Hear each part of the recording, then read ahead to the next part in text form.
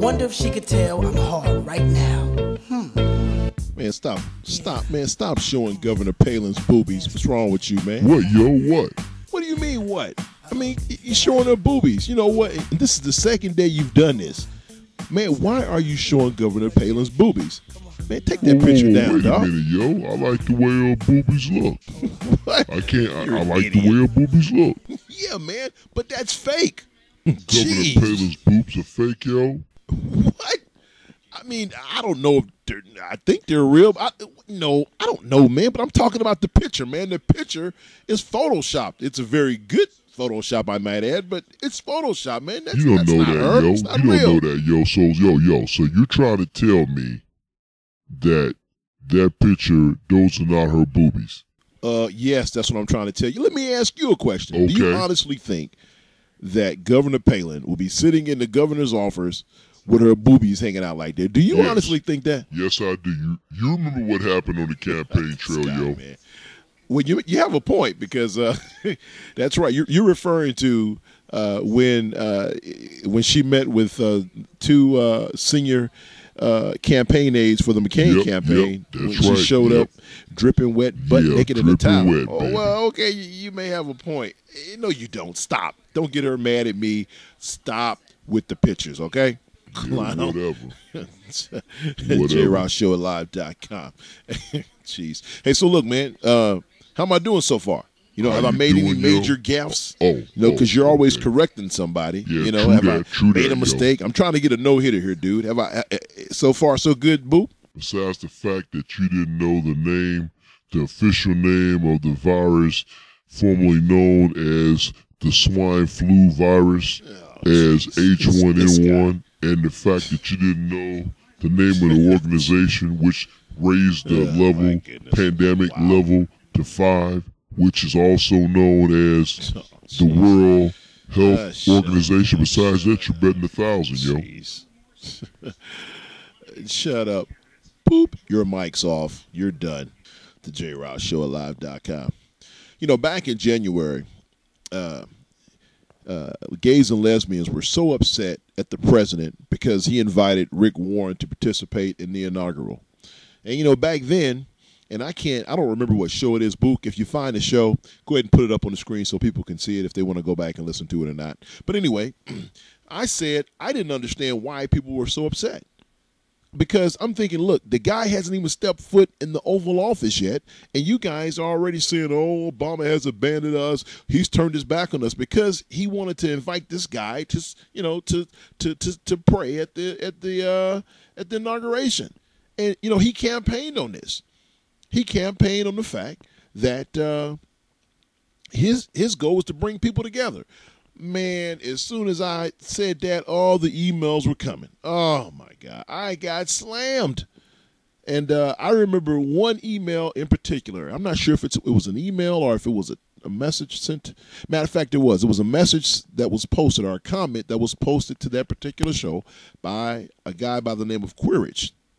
I think it's a guy. Anyway. And what I think one of the things Quirich said was, well, how would you feel if it was David Duke, if he had asked David Duke to speak at the inauguration? Now, for those of y'all who don't know who David Duke is a former Grand Wizard of the Ku Klux Klan located in Louisiana. He ran for office a while back. And some of you guys may be saying, well, he's a former Ku Klux Klan. Isn't that a good thing? Yeah, it would be a good thing if the guy still didn't have their ideas and beliefs. He still believes in what the Ku Klux Klan teaches. So, no, it's not a good thing. But my response to that was, you know, well, if the president, I wouldn't like it personally, but if the president felt that, you know, he wanted to do this, I would trust the president. I wouldn't get bent out of shape behind it, but I would look at it with the rock eye, so to speak. But anyway, I thought that was very cool that the guy responded that way.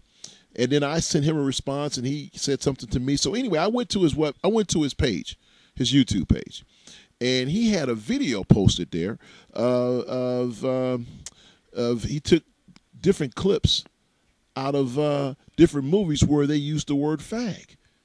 And you know what? And I sat there and listened to that, and I got it. And I felt so bad when I saw that. And so now I'm talking to my friend. I say to my friend, I said, listen, Chief, You know, and I'm telling my friend about this whole thing. You know, he's unmoved. He said, well, look, I can put together a clip of showing how many times they use the N-word in movies. I said, you don't get it. You don't understand. You know, gays and lesbians are not accepted. You know, they're still not accepted in our community, to be honest with you. You know, it's like it's a bad thing to be gay. Now, for the record, I believe marriage is between a man and a woman. But would I have a problem if two men were married that lived next door to me? No, I wouldn't.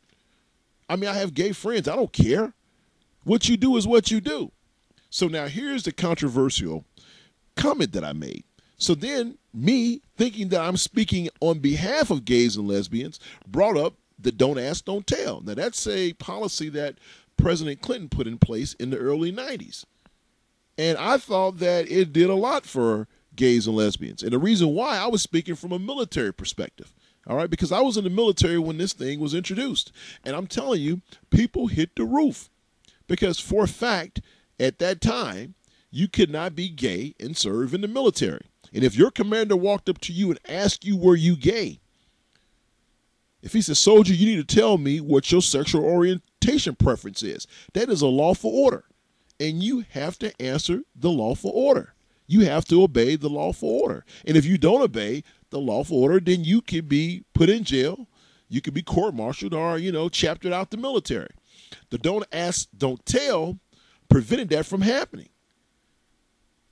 The commander couldn't ask you your sexual orientation, and you didn't. And if he did ask you, you didn't have to tell him. That created a huge uproar in the military.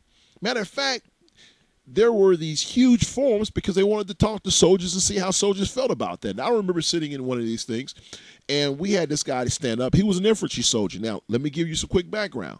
Infantry soldiers are not allowed to have females in their rooms. All right. And then the few military units that allow female visitors that are line units or infantry units, the room door has to be open at that time when I was in if you had a female visitor. And so these guys would stand up and say things like, well, wait a minute. I don't think it's fair that I may be taking a shower in there and some gay dude is checking me out. He gets a chance to get sexually aroused by checking out my package. I feel that, hey, I should have the same opportunity. I should be able to take showers with women and see women since I'm sexually attracted to women. I mean, this was the mindset back in the early 90s. Now, and I equate that mindset to, I don't know if you guys remember, some of you guys may remember this, when Magic Johnson contracted AIDS. Because of the HIV virus that I have attained, I will have to retire from the Lakers today. Okay, there was a big brouhaha in the NBA because players were scared to play with them because they felt that they could catch this disease by playing with Magic, and we didn't really know a whole lot about it at that time. Okay, matter of fact, that's the reason why the NBA rule: if a player gets cut and he's bleeding, he has to come off the floor. That's the Magic Johnson rule. They put that rule in place once Magic decided he wanted to come back and play. Karl Malone had a problem with it. It was a huge stink. And I'm thinking that was the mindset back then. And I think that was the mindset more or less for gays and lesbians now. You know, I don't have a problem with a gay person. I really and truly don't. But I want to take this time to apologize to all the gays and lesbians because after I made that comment, I read some things online and I realized that, wait a minute, they're not happy with this don't ask, don't tell. And the reason why they're not happy because they feel that they should be able to live their life openly without harassment, without being, mocked or anything like that. You know, so,